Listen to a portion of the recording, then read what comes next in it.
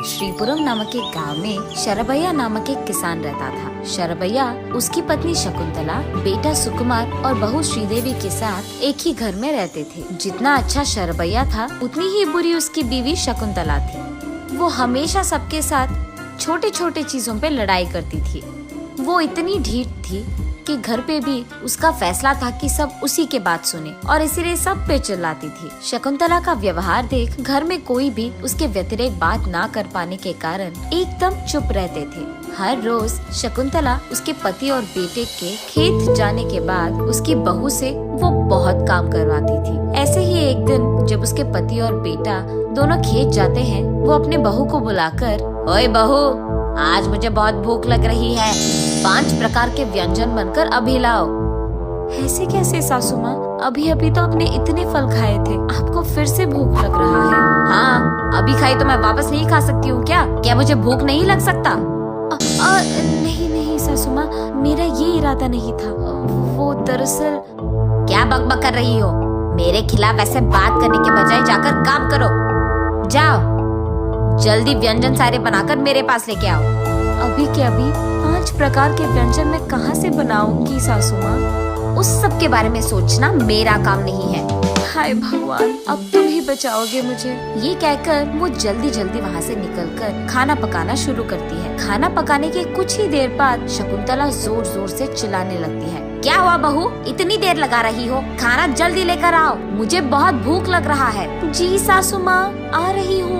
ये कहकर वो आधा पका हुआ व्यंजन को लेकर उसके सासू माँ के पास जाती है। कामते हुए उनको देती है। उसका स्वाद चखकर उसकी सासू माँ प्लेट को श्रीदेवी के मुंह पर फेंकती है। एक काम तो ठीक से आता ही नहीं, जाओ यहाँ से। आज जो भी नौकरों का काम है वो तुम करोगी, वही तुम्हारी सजा है। ऐसे गुस्से में बोलती है और श्रीदेवी रोते हुए वहाँ से जाकर घर साफ करके, खाना पकाकर, बर्तन साफ करती है।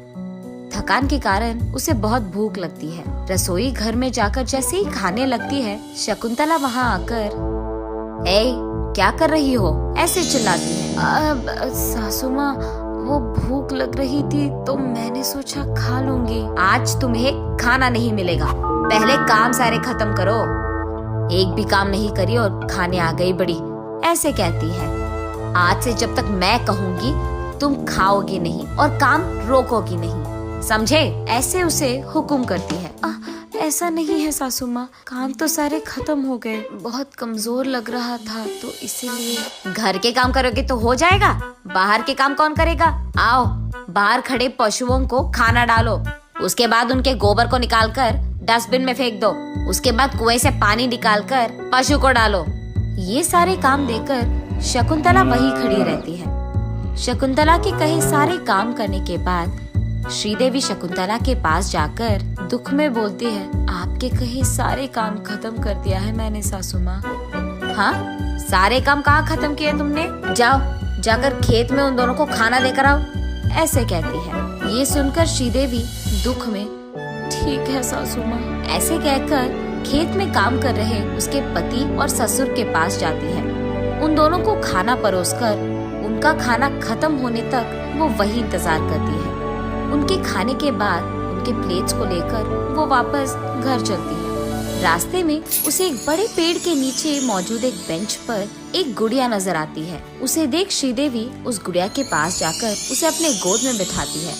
अरे वाह, ये तो बहुत सुंदर है, लगता है कोई उसे यहाँ छोड़ के गया। ऐसे सोचते हुए उसे उसके सारे मुश्किलें याद आती है। हाँ, न जाने क्या है मेरी जिंदगी, क्या से क्या बन गया, न जाने मेरी जिंदगी कब बदलेगी और मैं कब खुश रहूंगी। ऐसे सोचते हुए वहाँ से वो उस गुड़िया को लेकर वापस घर चली जाती है। अगले दिन उसी दुख में उस गुड़िया को अपने गोद में बिठाकर सोचते रहती है श्रीदेवी। इतने में शकुंतला, ए बहू, कहाँ हो तुम?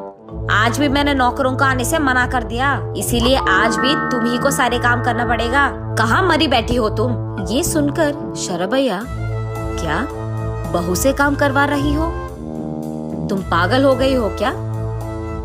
क्या हुआ जी, आवाज ऊंची हो रही है आपकी? दुख हो रहा है कि आपको मैंने काम नहीं बोला? आपको भी बोल दूं? नहीं नहीं शकुंतला, मेरी बात तो सुनो।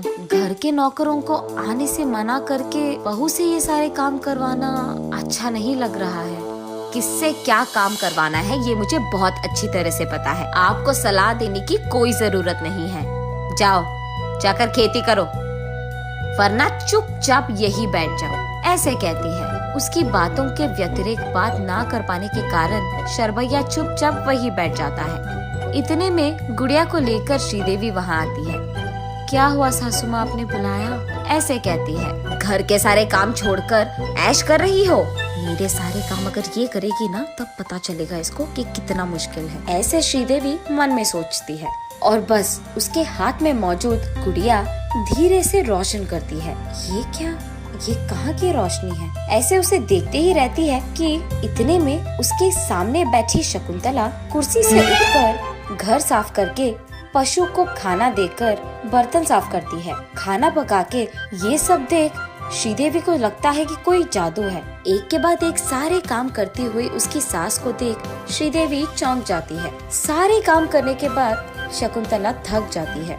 भूख लगने के कारण वो रसोई घर में जाकर खाना खाने की कोशिश करती है और बस हाथ में उसका प्लेट उसके मुंह पे खुद गिरता है। इस सब जादू को देख, अरे बहू, कहाँ हो तुम? जो काम मैंने तुमको दिया है वो सारे तो मैं ही कर रही हूँ। ये कौन सी माया है? क्या कर दिया तूने चुड़ैल? ऐसे कहती है। मैंने कुछ नहीं किया सासू माँ, लेकिन अंदर ही अंदर वो बहुत खुश होती है और उसे समझ में आता है कि शायद ये सब उस जादुई गुड़िया का ही काम है।